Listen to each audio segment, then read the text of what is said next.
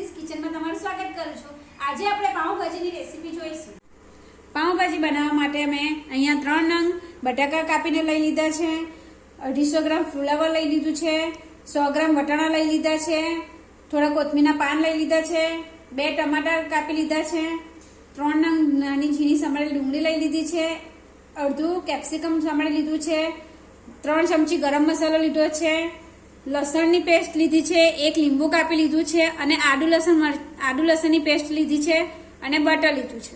પાઉંભાજી બનાવવા માટે પહેલા આપણે મેં કુકરમાં થોડું પાણી ગરમ કરવા મૂકી દીધું હતું। હવે એની અંદર આપણે બટાકા જે સમારી લીધા છે, ધોઈ લીધા હતા પહેલા, એ નાખી દઈશું અને ફુલેવર પણ નાખી દઈશું અને વટાણા નાખી દઈશું। આને આપણે બાફી લેવાના છે। હવે આપણે પાઉંભાજીનો મસાલો તૈયાર કરી લઈશું। એક પેનમાં હું 3 ડોકલી તેલ નાખું છું। આપણું તેલ ગરમ થઈ ગયું છે તો ગેસની ફ્લેમ ધીમી કરી દઈશું। અડધી ચમચી જીરું નાખીશું। જીરું થશે એટલે અંદર આપણે આદુ અને લસણ જે પેસ્ટ તૈયાર કરી છે ને એ નાખી દઈશું અને એને સાતરીશું। હવે આપણે અંદર ડુંગળી નાખી દઈશું અને બેને બરાબર સાતરી લેવાનું છે। બરવા નથી દેવાનું પણ લાલ થવા દેવાનું છે।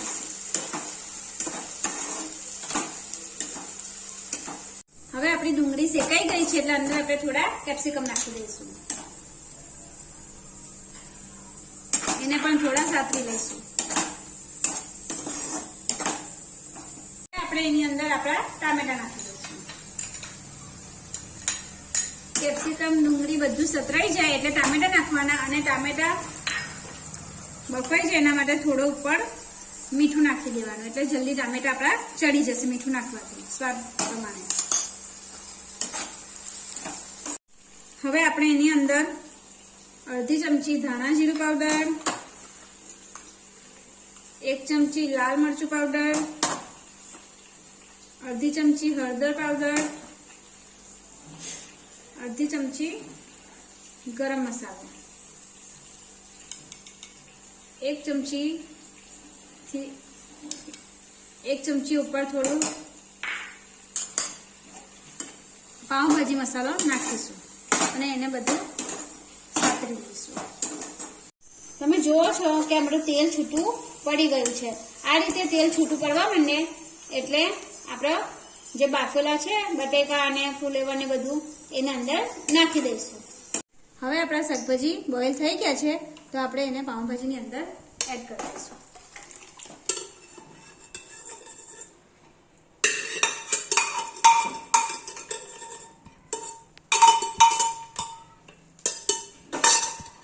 અને પાઉંભાજી મેસરથી એને અંદર બરાબર મેશ કરી લઈશું। આ રીતે ધીમે ધીમે મેશ કરતા જઈશું।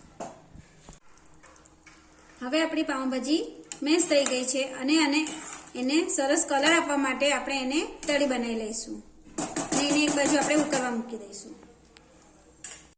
હવે એક વઘાર્યું લઈ લઈશું, એની અંદર આપણે થોડું બટર નાખી દઈશું। બટર મેલ્ટ થાય, બટર ગરમ થાય એટલે આપણે ગેસની ફ્લેમ બંધ કરી દઈશું ને 1 ચમચી કશ્મીરી લાલ મરચું લઈ લઈશું। એનાથી ખાલી કલર જ આવે છે, એને બરાબર લઈ લઈશું ને આ રીતે ઉપર નાખી દઈશું। હવે અંદર અડધું લીંબુ આપણે નીચોવી લઈશું।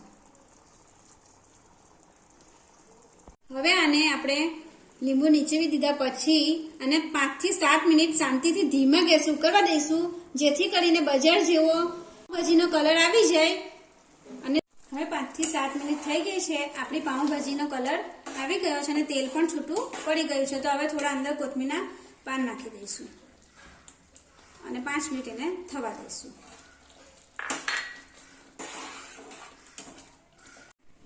હવે આપણે બજારમાં જે પાઉંભાજી જોડે લસણની ચટણી આપે છે ને એ લસણની ચટણી બનાવી લઈશું। તો એના માટે એક પેનમાં આપણે થોડું બટર નાખી લઈશું। બટર ગરમ થાય,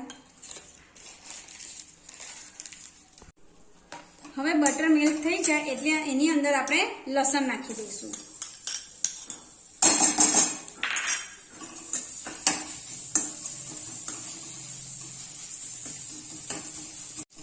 લસણ અહીંયા ખાલી આપણે થોડું સાતરી લઈશું, એને લાલ નથી થવા દેવાનું અને બળવા પણ નથી દેવાનું. હવે અંદર થોડા આપણે મસાલા કરી લઈશું. અડધી ચમચીથી બી ઓછું મીઠું નાખીશું, ચપટી હળદર નાખીશું, ચપટી મરચું પાવડર નાખીશું અને ચપટી ધાણા જીરું પાવડર નાખીશું.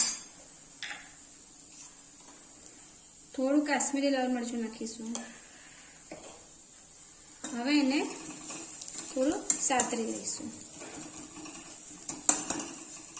હવે એની અંદર આપણે મસાલા બળી ના જાય એટલા માટે આપણે થોડું અંદર પાણી એડ કરી દઈશું. હવે પાઉંભાજી જોડે ખાવાના આપણે પાઉં શેકી લઈશું. એના માટે થોડું બટર નાખીશું,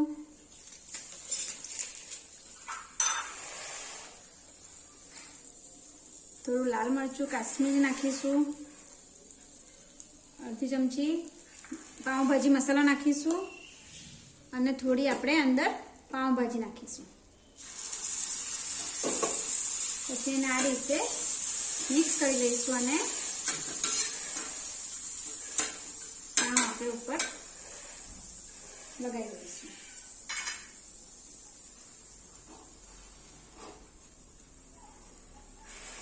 આવી રીતે લગાવી દેવાના છે.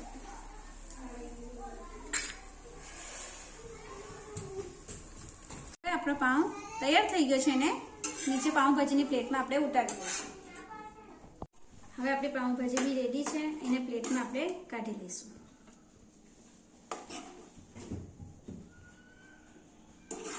જો લાગે છે ને બજાર જેવી, જોતા જ ખાવાનું મન થઈ જાય એવી. હવે એના ઉપર આપણે જે લસણની ચટણી બનાવી છે, તમે જેટલું તીખું ખાતા હોય એ પ્રમાણે નાખી દઈશું. બહુ સ્પાઇસી હોય છે એટલે થોડી જ નાખવાની અને થોડી આપણે લીંબુ નીચું લઈશું. થોડું એના પર બટર નાખી દઈશું.